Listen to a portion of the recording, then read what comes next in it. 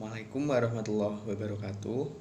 Perkenalkan, saya Muhammad Agus Kurniawan, NIM 19070160092. Di video ini saya akan membahas makalah saya yang berjudul Memahami Etika dalam Asesmen Psikologi. Langsung saja ke pembahasan yang pertama mengenai batasan-batasan seorang psikolog atau ilmuwan psikologi dalam melakukan asesmen psikologi. Asesmen sendiri merupakan prosedur evaluasi atau penilaian yang dilakukan secara sistematis, di mana yang termasuk dalam asesmen psikologi yaitu prosedur observasi, wawancara, dan juga pemberian seperangkat alat tes guna melakukan penilaian atau pemeriksaan psikologi. Batasan-batasan seorang psikolog atau ilmuwan psikologi yaitu dalam melakukan observasi, wawancara, dan penggunaan alat tes harus sesuai dengan kompetensi dan kategori alat tes yang ditetapkan guna membantu pemeriksaan psikologis.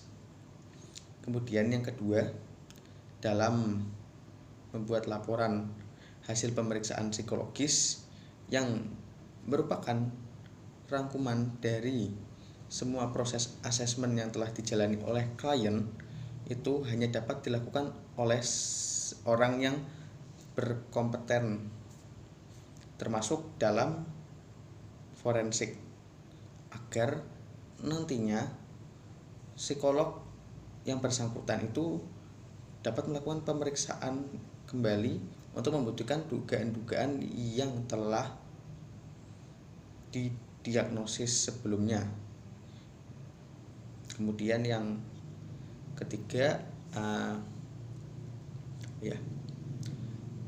dalam membangun hubungan kerja, seorang psikolog wajib membuat kesepakatan dengan lembaga, institusi, maupun organisasi terkait pengadaan, penggunaan, dan kepemilikan instrumen alat tes. Kemudian batasan yang keempat yaitu bila asesmen yang dilakukan oleh psikolog maupun ilmuwan psikologi tidak memberikan kebermanfaatan, maka seorang psikolog ataupun ilmuwan psikologi harus tetap mendokumentasikan apa yang sudah ia lakukan kepada kliennya. Oke, bahasan yang pertama tadi saya kutip dari bab 9 pasal 62 tentang dasar-dasar asesmen pada buku Kode Etik Psikologi Indonesia.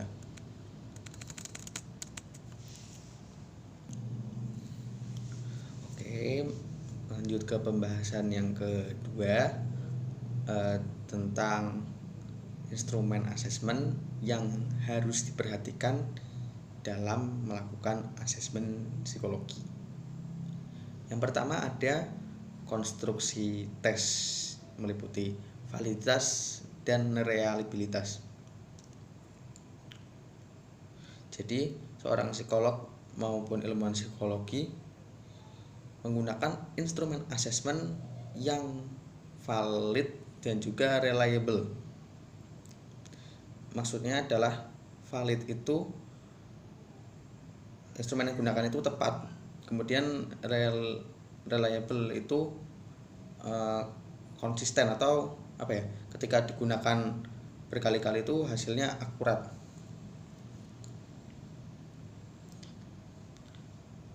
Nah, terus jika instrumen yang digunakan itu belum melalui uji validitas dan reliabilitas, maka psikolog ataupun ilmuwan psikologi wajib menjelaskan tentang kelebihan dan juga kelemahan dari instrumen tersebut dan juga harus menginterpretasikannya. Lalu dalam mengembangkan instrumen dan teknik asesmen, seorang psikolog dan maupun ilmuwan psikologi wajib menggunakan metode psikometri atau perhitungan psikologis ya, yang tepat tentunya, dan juga pengetahuan ilmiah terkini tentang desain tes, standarisasi, validasi, penyimpangan, dan juga penggunaan. Lalu kemudian yang harus diperhatikan berikutnya adalah administrasi dan kategorisasi tes. Jadi administrasi tes itu merupakan pedoman prinsip dasar yang harus dipatuhi dalam melakukan proses asesmen psikologi.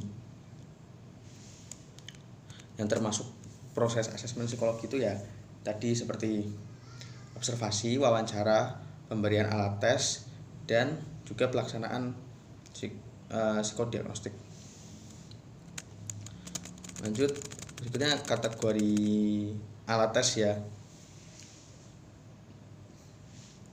Yang pertama ada kategori A, yaitu alat tes yang tidak bersifat klinis dan juga dalam menginterpretasikannya itu tidak memerlukan keahlian khusus. Kemudian ada alat kategori B, di mana alat tesnya sama, tidak bersifat klinis, akan tetapi dalam menginterpretasikan dan administrasinya perlu keahlian khusus dan juga dibutuhkan pemahaman psikologi. Kemudian kategori C, yaitu alat tes yang membutuhkan pengetahuan tentang konstruksi tes dan juga administrasi, di mana penggunaannya itu didukung oleh pengetahuan dan pendidikan psikologi seperti statistik, perbedaan individu, dan bimbingan konseling. Lalu alat kategori D. Alat kategori D ini sama seperti kategori C, ditambah tes ini juga membutuhkan pemahaman tentang testing, didukung oleh pendidikan psikologi yang sesuai dengan standar psikolog dengan pengalaman 1 tahun yang harus disupervisi oleh psikolog dalam menggunakan alat kategori D ini. Kemudian tentang selanjutnya adalah tentang hasil tes yang kedaluarsa. Oke, jadi hasil dari tes psikologi itu memiliki masa berlaku ya, yang secara umumnya itu berlaku 2 tahun. Akan tetapi dalam situasi khusus itu apabila diperlukan harus melakukan tes kembali, misalnya belum 2 tahun sekalipun.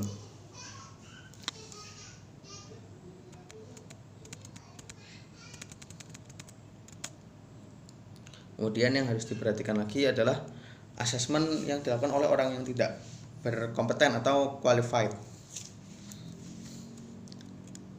Jadi untuk mencegah hal-hal yang tidak diinginkan,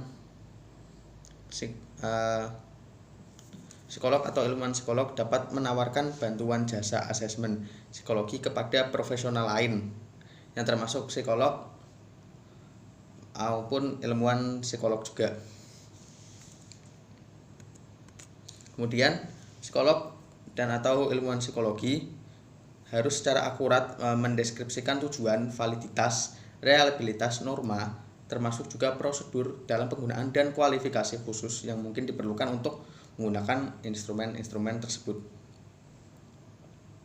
Kemudian yang ketiga, psikolog dan ilmuwan psikologi menggunakan bantuan jasa asesmen psikologi dari psikolog lain untuk memperlancar pekerjaannya dan ikut bertanggung jawab terhadap penggunaan instrumen asesmen secara tepat yang meliputi penerapan scoring dan juga penerjemahan instrumen tersebut. Untuk pembahasan yang kedua ini saya kutip dari bab 9 pasal 63 tentang penggunaan asesmen. Oke, lanjut ke pembahasan yang ketiga atau yang terakhir, yaitu tentang menjaga hubungan antara psikolog atau ilmuwan psikologi dengan klien. Oke, jadi dalam memberikan layanan psikologi